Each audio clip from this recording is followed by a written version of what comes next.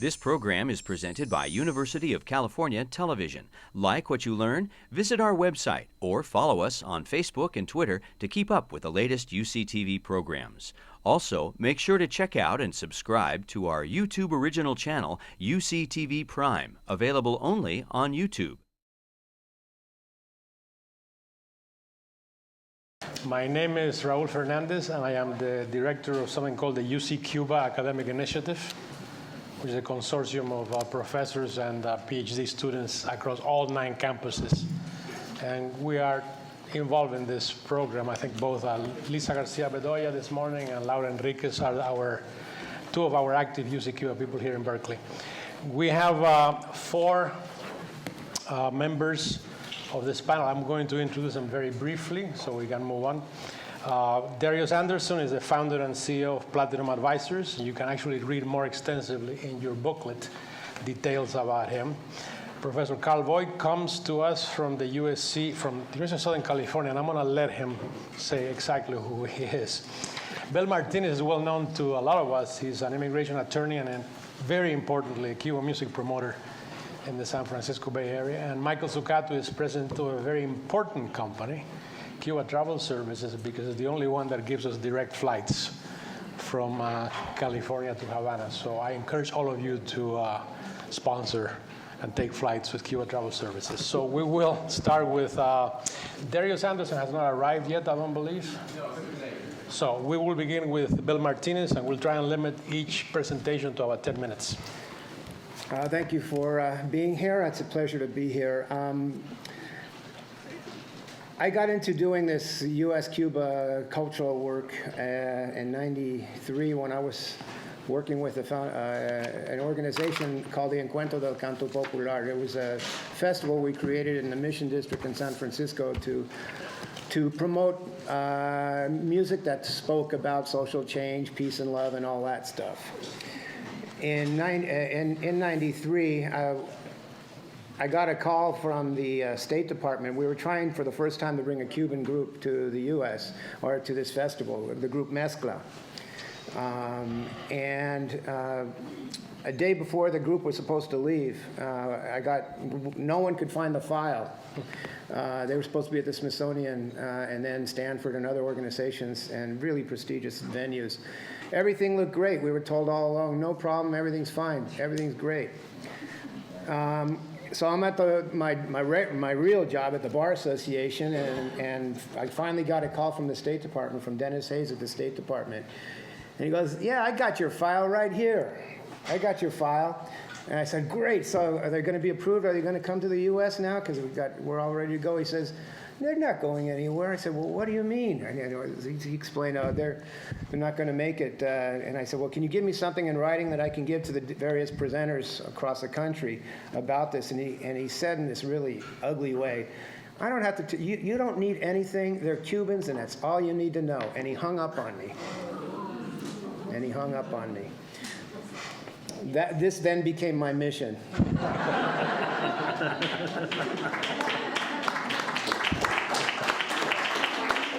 So we filed a federal lawsuit, and the lawsuit went on for 2 years or so, and Wayne Smith was one of our witnesses, and we did a great job, I thought, fighting this case to make sure that Cubans could perform in the United States. And unfortunately, we lost. It was, the trial was sort of a trip. The guy was like Columbo, walked in there for the government, and he goes, Your Honor, we could do anything we want, and, you can't touch us. We could do things that are, like unconstitutional maybe, or like discriminatory. It doesn't make a difference. You can't touch us. Judge turned red in the face, and we looked at each other, and unfortunately, we lost because I guess they could get away with it. They have unfettered executive discretion to make those calls. The groups did, we didn't succeed then, but fortunately, the mood of during the Clinton administration allowed us to finally sort of get it, and we were allowed to bring Cuban artists in increments. We got first I think it was Chucho Valdez, the Iraquere Four. We got 4 members of Iraquere to play here in the Bay Area and elsewhere. We then got Changuito, the timbalero, with los Ban Ban. Little by little, we opened the door so our artists could come in. When we finally got all the Ban Ban in, around 96, 95, thereabouts, we knew that we really could relatively have relative confidence that these events could happen. We could pull these things off. And so we were able, in the 90s, during the Clinton administration, we were able to bring in many, many groups. And it led to, Ry Cooter's bringing the Buena Vista Social Club to fruition sort of by happenstance, that he was there actually for another project. The visas were denied for the African artists that time. The Malian artists weren't able to make it to Cuba, but while he was there, he decided to hook up with these Afro-Cuban artists that were formed, that really the genesis of the Afro-Cuban All-Stars. Juan de Marcos got together with Ry, and they put together the Buena Vista Social Club. They made it to Carnegie Hall, and actually that was sort of the monumental, historical moment then. We really knew we arrived. And when I think about what we then, during the Bush administration, all that ended, and it was like starting from scratch. We didn't get anybody in, and I keep thinking about the value of the work that we do, and think of the relationships that were created when Buena Vista Social Club came over here. Think of the connections that our communities made every time we were able to bring Cuban artists to the U.S. And I kept thinking in the back of my mind, well, what's wrong with having these? What's wrong with these exchanges? Culture is communication. And what happens when you block cultural exchanges? What happens when you block communication? You get more rumors, you get more myth, you get more lies. And it gets us nowhere. And we should be about much more higher values.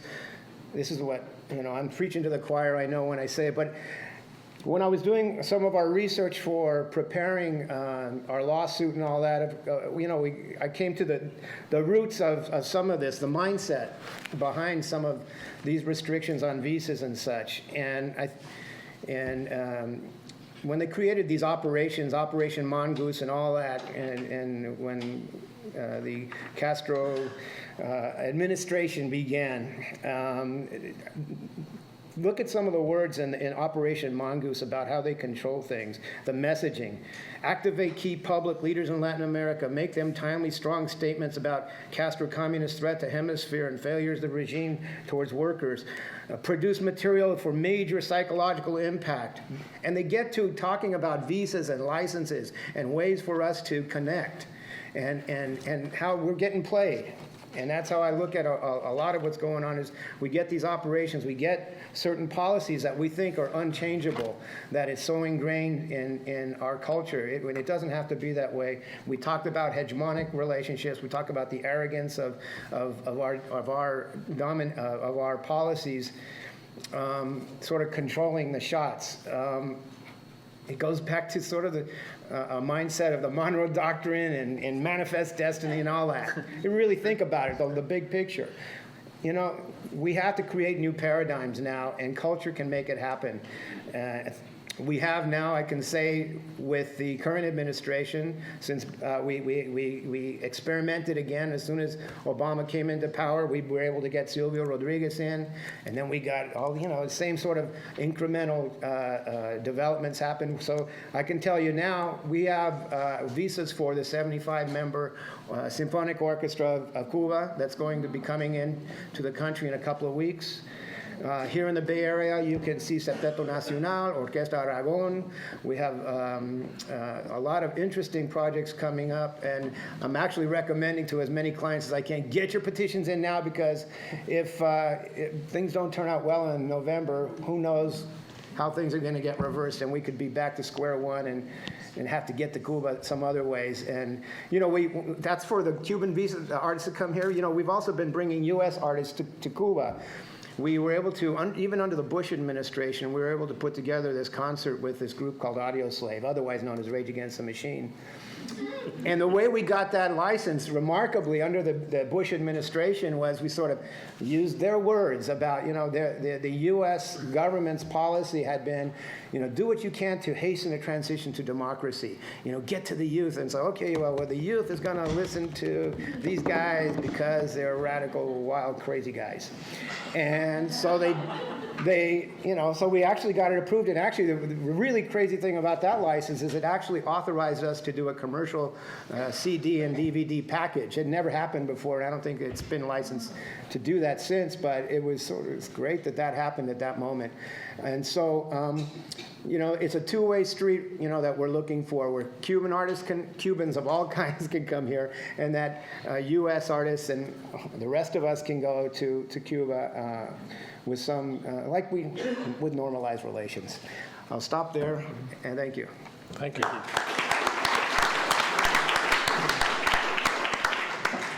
Professor Carl Voigt. Well, thank you so much for the invitation to be here. I think, as we've seen all day, we're speaking to people that are truly convinced that there's an opportunity to engage with Cuba. And I think that I'm going to speak about university exchange programs and the things that we've been doing at the University of Southern California, but I think I'm going to give the message at the beginning and I'll give it to you at the end.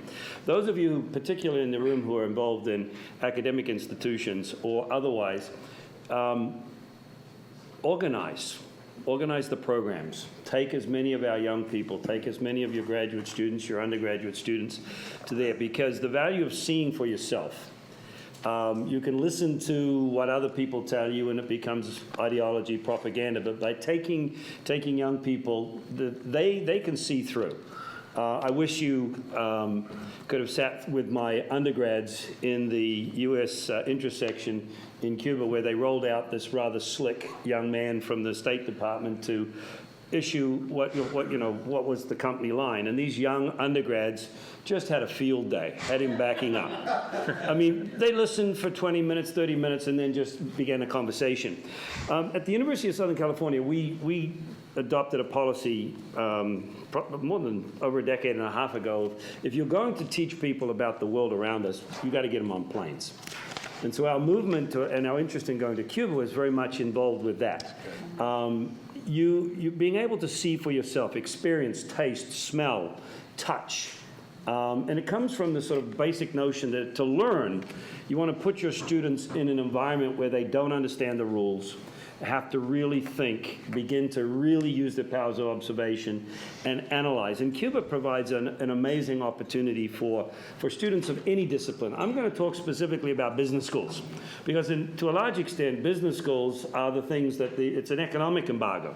It's a blockade against business people doing things. The University of Southern California, we've done 16 visits. Between 2001, actually, Kirby's not here at the moment, but he was the enabler. I went to one of his U.S.-Cuba business summits back in 2000. We went across for a day. I talked to the Vice Minister of Education, said, would you invite us to come? She said, absolutely, and then from there we started to try to develop programs. We ran programs till 2007, when the Bush administration sent very, very strongly worded letters to all of the business schools in the U.S.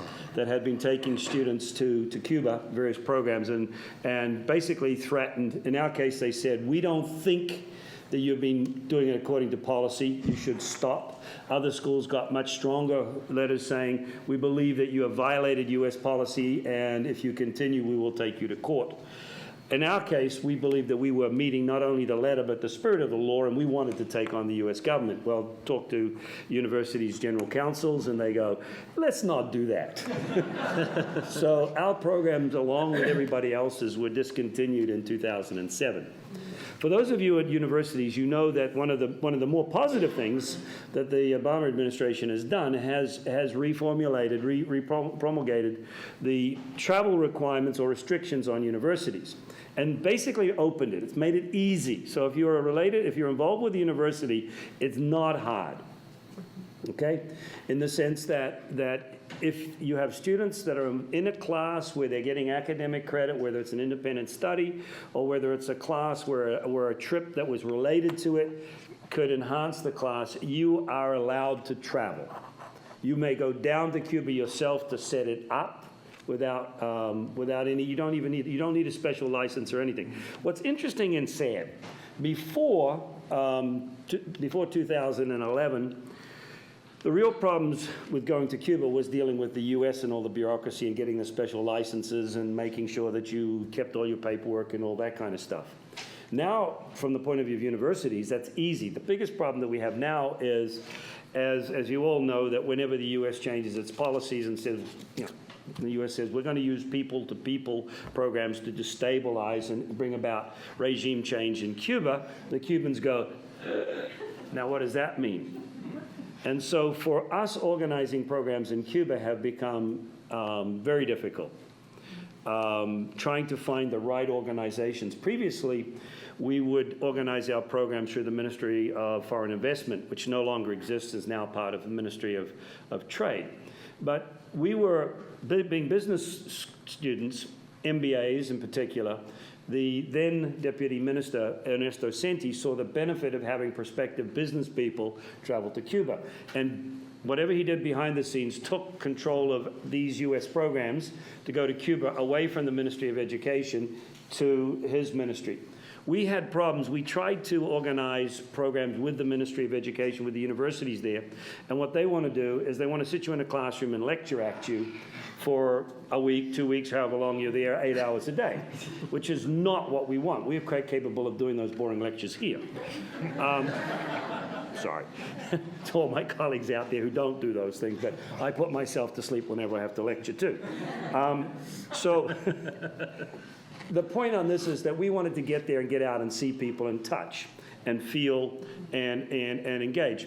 To step back a little bit, it's a fantastic, fascinating learning laboratory. There's arguably nowhere else on earth. My dean, when we first asked to go, he said, yeah, with all due respect, quote, Cuba's not even a spit in the ocean when it comes to economic impact. We don't trade, and then I say, yeah, but Cuba's managed to bring the world to the brink on numerous occasions. And taking people to Cuba to get them to understand. It's one of the last planned economies, the transition. It's in a fabulous learning environment for students, for anybody, to say, how do you build an economy? One of the things that we've forgotten, and U.S. economists made really, really bad mistakes when they tried to help the then Soviet Union make the transition, is that they forgot that you have to build the institutions. And for those who have traveled to Cuba, okay, you understand that Cuba lacks the basic institutions to support a modern economy. Just getting vegetables from the fields from the field to the fork.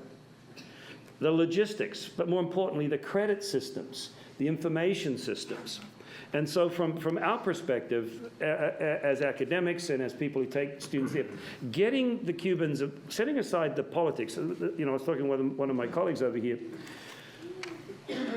in a way, business schools, and we like to have it both ways. We like to be agnostic. We like to say, we're agnostic to the politics of the situation. How can we engage in building a viable economy that helps improve the prosperity, not only of the Cubans, but of us?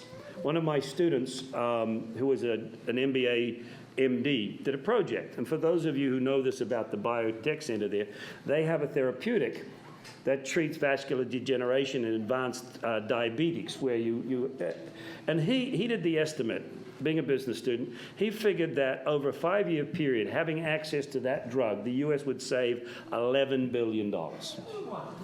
Okay? That they have the drug, we don't have it. By using it here, our solution to the problem of advanced vascular degeneration is just chop off the leg, put the person in a wheelchair, and pay them public assistance to help them with their new life in a wheelchair. That's the kind of learning that we can get by going there, seeing what the Cubans have done. The link between business and politics becomes really live when you get there. And our students are smart enough. We would get briefings from MINREX, the Ministry of Foreign Relations, who would come in and they would talk about the five and all of the things on our side, and we'd ask questions. And for the first time, the students begin to get real information. To put our money where our mouth is, I have helped other business schools. I've taken just under 20 different business schools, including, and I made a list here somewhere, you know, the East Coast schools, MIT, Dartmouth, New York University, Columbia, Wharton, Duke, SMU, UCLA, San Diego State, and other universities to go down there and meet and develop programs. The unfortunate thing right now is that the way that the Cubans are organizing things, and we have to crack this nut while we're sitting here, we're negotiating with what we think might be a new center at the University of Havana that might be able to organize programs for us that will get us to be able to see what we want to see and learn. From the point of view of the Cubans, they have been exceptionally open. Complete open dialogue. They never put a restriction on us to where we wanted to go, except obviously we didn't want to go to military facilities, but wherever we asked to go, whoever we asked to speak to, they were willing to facilitate the conversations, because their argument is that they can learn from the questions that U.S. business students ask, right? And we can learn at the same time. I think that those are sort of the basic comments that I want to make, other than to return to the opening point that I made in this conversation, is that it helps us and it helps them if we engage in these trips. And for those of you who are a little timid about doing it, we've organized, I think, 16 of them. It gets a little scary at the beginning, but it's easy to do. We've got the transportation over here. Remind me to give me my card, right? Didn't know you did all this. And so it should be done. So for those of you who are engaged in this kind of stuff, and for those of you who are also engaged in humanitarian type things, find a reason to go. Okay? And I'll conclude with that comment.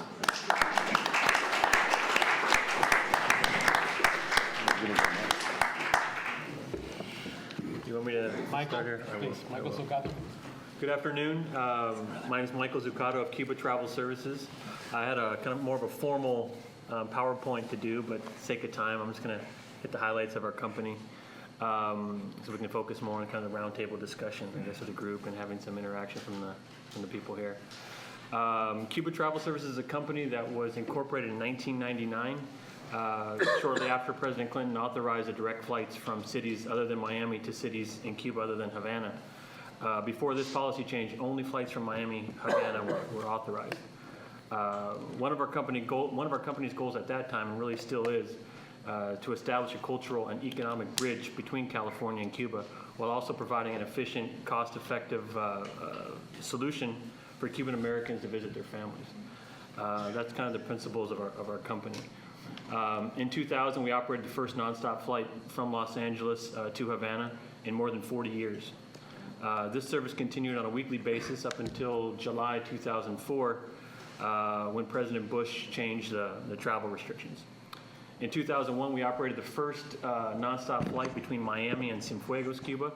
And in 2011, the first nonstop flight between San Juan, Puerto Rico and Santiago de Cuba. Earlier this month also, we did kind of an ad hoc flight, the first flight operated by United Airlines between Houston and Havana. So you can see a lot of growth and a lot of interest in expanding routes.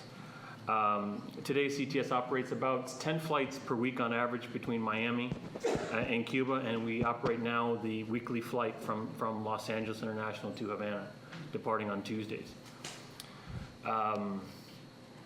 As some of you know, we've also been working closely with Congresswoman Lee's office and also with Darius's help to help kind of launch this effort to do this flight from Oakland.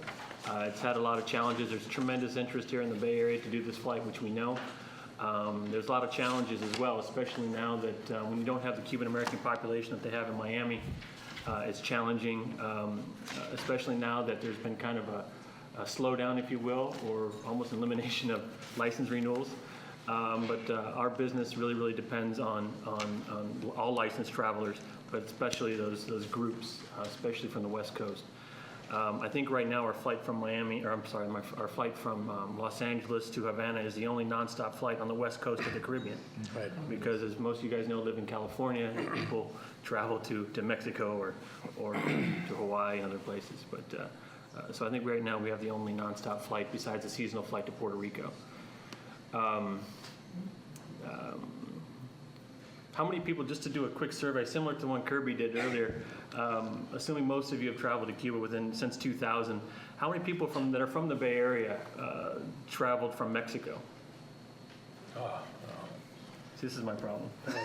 Gotta change. But I understand why. I Gotta understand why. change that. I understand why. How many travel from Miami Miami charter flights? Peter, I know you only fly LA, right? And how many have tried the Los Angeles flight, the flight from Los Angeles? Great. I know everyone on the panel has done it before. Yeah. So I encourage you guys really to try it. For those of you living in the Bay Area, you can depart here at 7 a.m. in the morning. You can connect to our flight at 11. You can be in Havana by 3 p.m. or 4 p.m.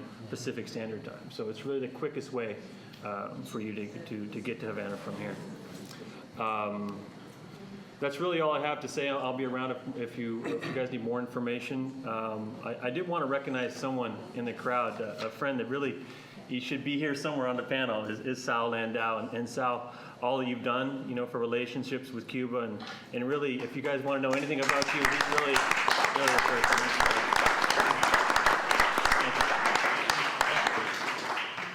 Our last presenter is Dario Sanders, who's the founder and CEO of Platinum Advisors, and of course, one of the sponsors of the conference.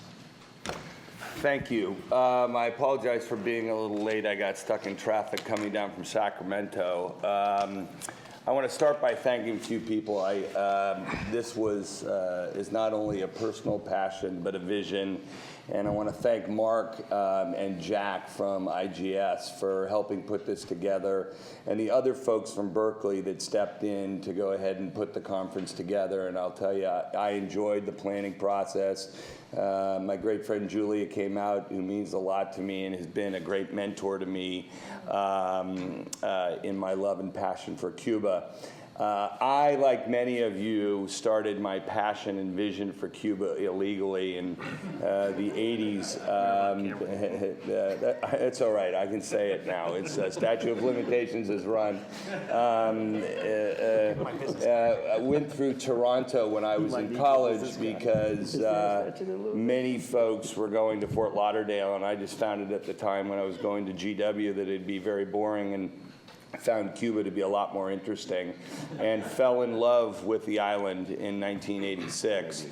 And people found out about my passion for Cuba, and one day I got a call from Michael that said the then head of the intersection was in town, and at the time I was the finance director for Governor Gray Davis, and Michael said, hey, the head of the intersection's in town, he'd love to come meet you.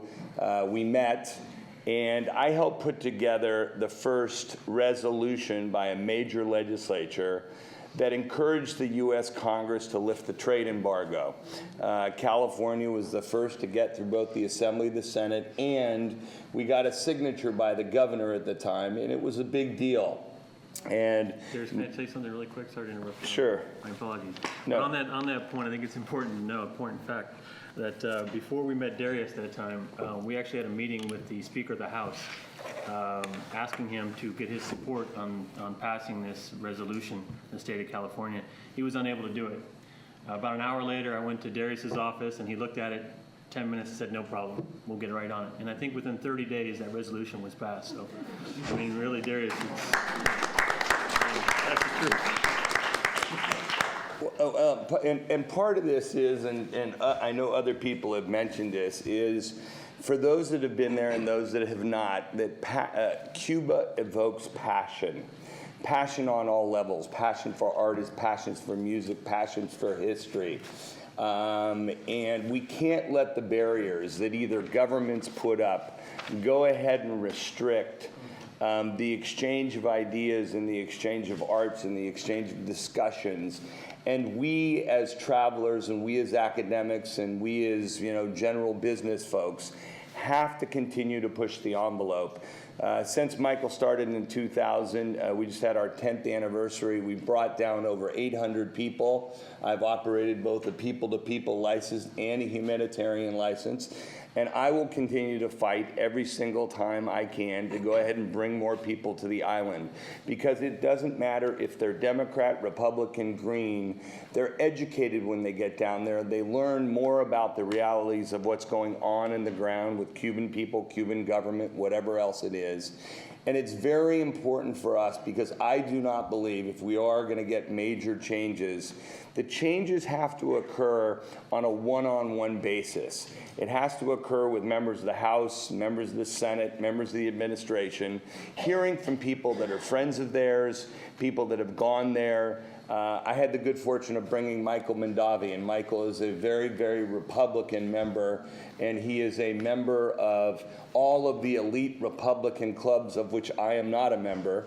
And after he came back, he said, you know what, Darius, I was absolutely amazed at what the reality. So many people had told me and had manipulated the facts and had given me misinformation. And he's now fallen in love with the island. He's been down with me twice. And what I'm trying to do is not only do the exchanges that direction, but I've really been pushing hard to bring more Cubans here. I just had a gentleman by the name of Fernando Fernandez, who is one of the great blenders and tasters that blends Cuban cigars and Cuban rum, two of my favorite things.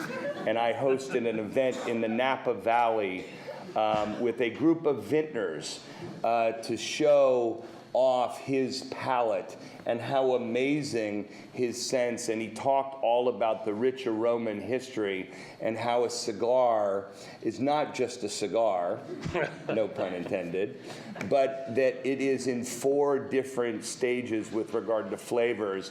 And all of these vintners that walked out of that afternoon and dinner that night became Cubophiles. They've all now followed up with me. They all want to go. They want to experience it.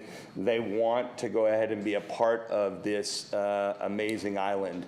So I think it'd be great to open up for questions. I want to thank everybody for being here. It's something that I will never give up on, and I'm going to continue to go ahead and do whatever I can to make a difference on the ground. And I do want to thank Michael, because if it weren't for Michael and CTS, none of this would have been possible, because in the early days, he helped me arrange a license. He does all the travel. His staff is amazing. I don't know if Todd is here. They do a fabulous, fabulous job. So thank you.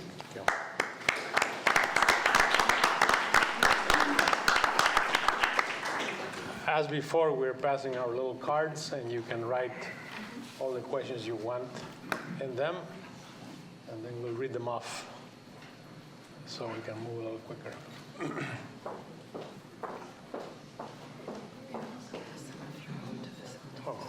Yeah.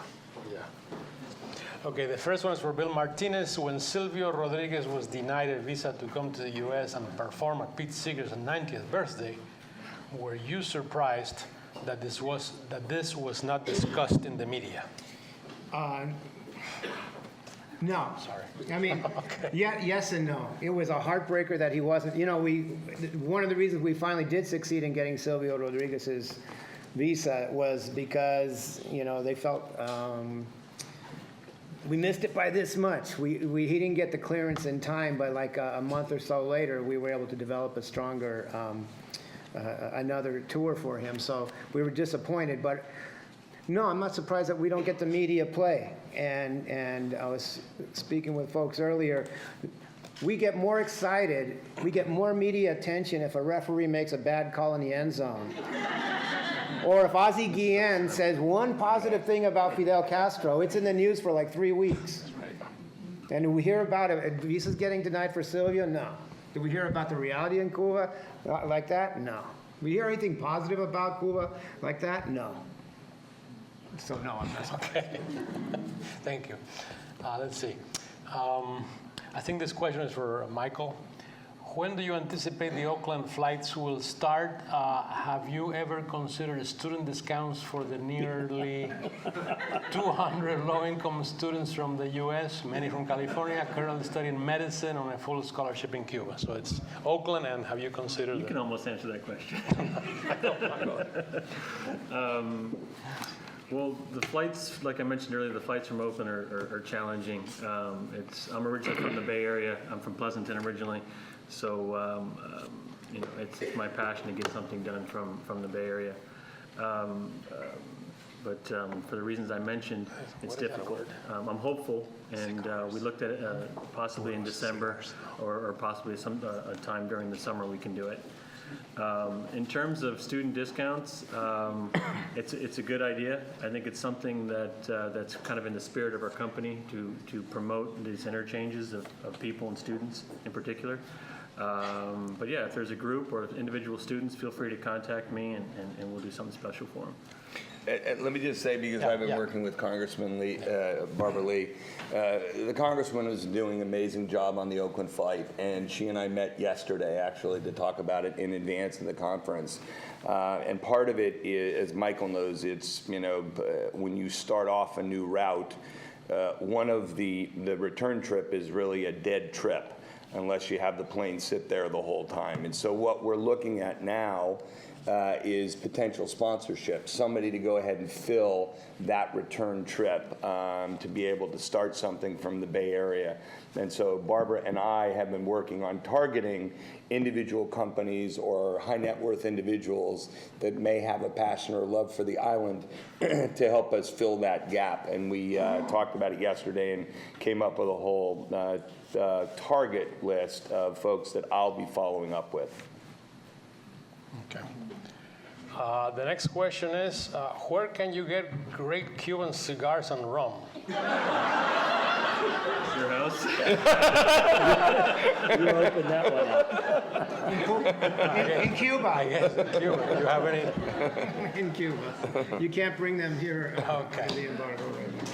But let me say Sure, this, sure. Because I hope the current administration, or however the election ends up, will go back to the Clinton days, because during the Clinton days, all of us could go ahead and bring back Cuban-made product. Right. And Cuban-made product is coffee, rum, and cigars. And, in those purchases, it helps the Cuban government.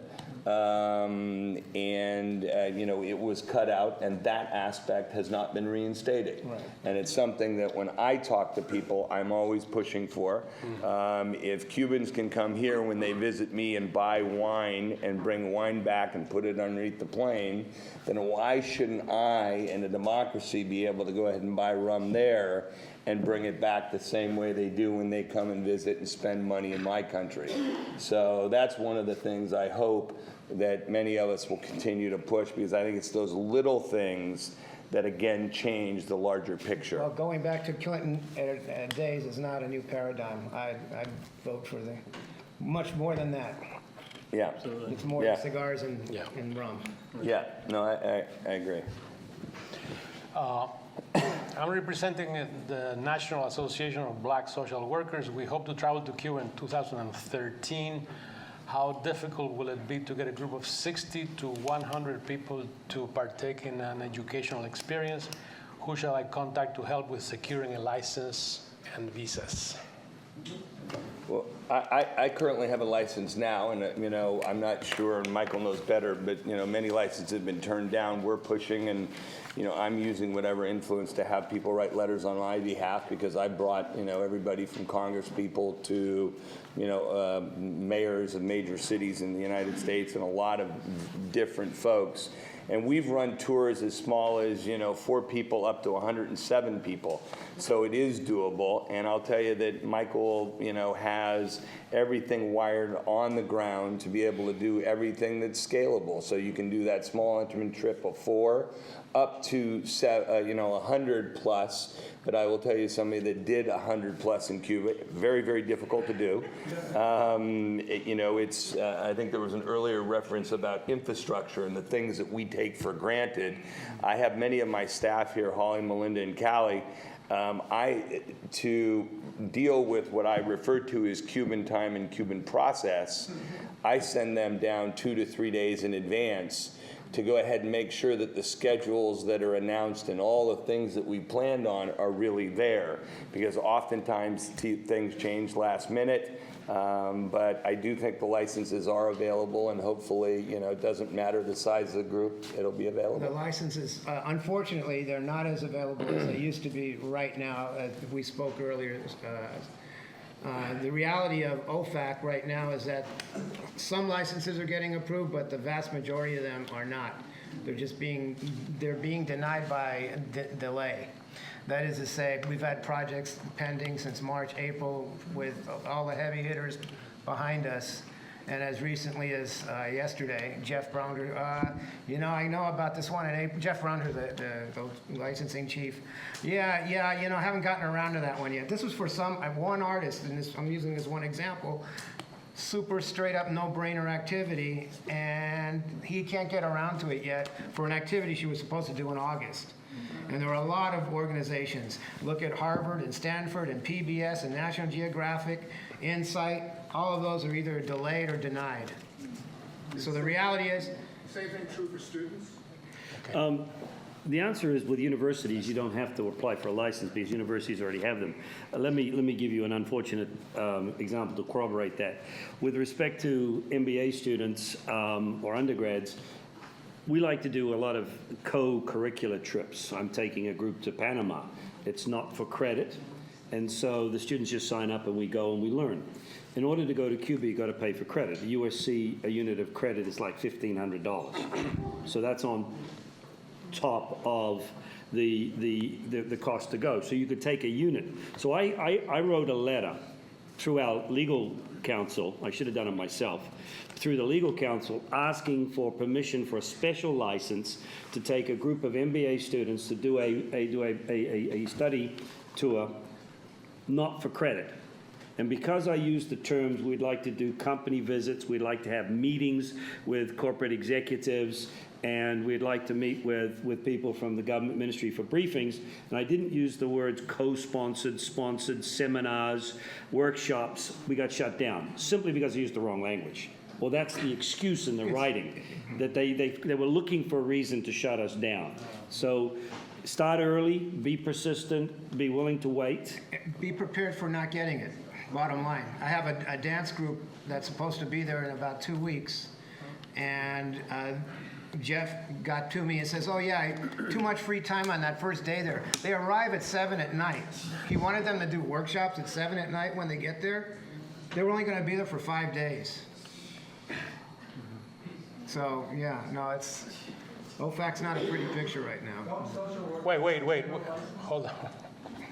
Go ahead. Saul, go ahead. Don't social workers qualify under general license?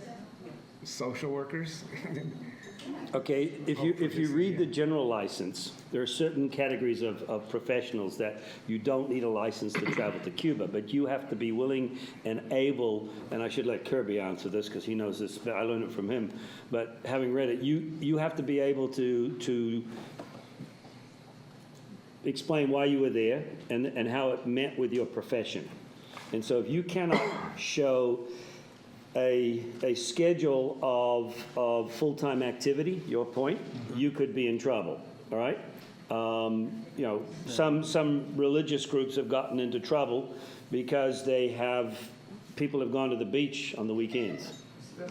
Exactly. If you're going there as a religious trip and you're not in services on the weekend, then there's a question. So again, you can travel. The issue is on you. You can travel. When you come back, they'll question you. You need to be able to justify why you were there. Okay? We have actually done it with agricultural groups. We work a lot with, for example, we did one with the Napa Valley Vintners and put together a whole series of meetings because food is evolving in Cuba. And the paladars are becoming much more advanced, and you're finding that there's more of an appetite. Right now, it's basically New Zealand, Australian, and European wines, and there's very few California wines. And so we've brought down trips for the sole purpose of selling and educating, and that met the obligation. Okay, there are... Kirby, you better get in here. I'm sorry. That, in a sense, that's totally different because there are certain categories. If you work for a food company, right. You work for a company that's involved in any aspect of agricultural business, drinking it, distributing it, exporting it, shipping it, storing it, growing it, you are under a general license. don't have to inform OFAC, ask OFAC, anything else, you can go to Cuba. If it's for agriculture purposes, people to people, 180 degrees there. Okay, there are 4 Bay Area cities with Cuban sister cities. 1,000 of Bay Area residents have gone. I'm supposed to ask for a show of hands of how many people here will go via Oakland if you had a chance. There you go. You filled one plane. And so when will you start? When will the flight start? This one is for Darius. Are you currently traveling under a P2P or another license? People to people. People. Yeah, I'm traveling on a people to people. Yeah. Okay. Always, I describe my trips in 91 and 93 as, quote, life-changing experiences. In 5 years, as the result of the quote-unquote transition, will that description still apply? Will it be life-changing? Is that the question? I guess so, yeah. I mean, listen, I always think Cuba will be life-changing because the attitude of the people, the culture, the architecture, everything is amazing. I think the Cubans eventually, short-term, long-term, are going to go through the same problems that we do in every major city of urban planning. You know, I live in the small town or village of Sonoma, and our city council voted down Pete's Coffee coming to town this week. It was a tragic. I had nothing to do with it, but I think that, you know, that's one of the fears from an urban planning standpoint. Will it have the same charm? Will it have the same chemistry? Will it not be commercialized to the point of, you know, turning many of us off that go there for all the reasons that we go there? And so I think that they're, you know, on a short term. I remember there was probably 5-6 years ago, Michael and we did a trip, and I hadn't been in 6 months, and I walked into the Plaza de San Francisco, and there was a Benetton.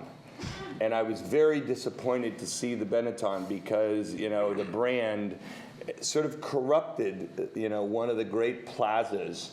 Luckily, the business didn't work, and they went out of business, and so they took down the sign, and now that location is being used for something else. But I do think it will always have its charm. But I think it's going to be about urban planning, long-term. The government there at some point is going to have to sit back. I know they've done some of this, design the country into zones, protect cultural heritage, figure out how they're going to allow, you know, development when Walmart shows up and wants to do a Walmart or Kmart or whatever else. They're going to have to figure out how to master plan the island. You know, a little bit to that point also is that, you know, the US 5, not the Cuban 5, the US 5 that was mentioned earlier, the last thing they want to see is travel, okay? They will fight and everything for agricultural trade and things like that, but once US citizens travel to Cuba freely, the embargo's over. So it's the last thing they want to see go. So they will let, you know, this happen, this happen, this happen. But when it comes to people traveling freely, it's the last thing that they want to see because it's over after that. Mm-hmm. So once Americans go over there and see the realities of Cuba, you know, it's done. I am asked to recognize that licensed travel service providers like Global Exchange send groups like social workers to Cuba on their general licenses. This is for Michael. If the embargo is dropped, will the charter company suffer? What is your future? Well, for us, no, it's you know, obviously we've been proponents of lifting the travel restrictions and ending the embargo. A lot of people ask the same question, well, isn't that against your interest? Because as soon as that happens, you know, the airlines are going to come in and it's going to be done for you guys. But for us, you know, we know that we'll eventually turn into more of like a tour operator type of business.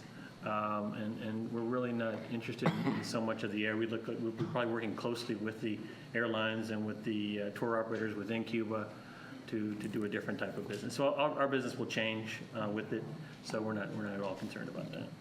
And I will tell you, having traveled, you know, like you guys, with a lot of different people, what makes Michael's company so great is the people that they have on the ground and the relationships they have with certain tour guides and access, and it's not a standard experience. The people that they give you access to really show you a different side of Cuba. You just don't go to the Tropicana and the traditional restaurant. They bring you out and introduce you to people that you never would have met, different artists, different locations. And they've done the hard work to build that network, and they're maintaining that network. And from an outsider's view, I think that's the type of thing that will be extremely valuable and very few other people will have. And that's not something that they'll be able to take away from them. How can Cubans do business with us here? That is, Cuban Educational and Cultural Institute would like to sell Cuban books to institutions in the United States. How can we facilitate that? It's something that's allowable. Yeah. Informational material is something that's exempt from the embargo, so that's something that's allowable. And the informational material is thanks to the Howard Berman and the Berman Act. Howard Berman was replaced by Eleanor Ross-Lehtinen as the head of the Congress's Foreign Affairs Committee. She's the one that wanted to get rid of, she called Clinton and wrote to Clinton when La Comenita dance troupe was here. She said, why are they getting visas? Why are you giving licenses? Why is Vicente Feliu in the United States last week to talk about the Cuban Five and sing? That's the person who's calling now. She's the new Howard Berman in reverse. And so she's someone and that crowd, that mentality is what we have to deal with.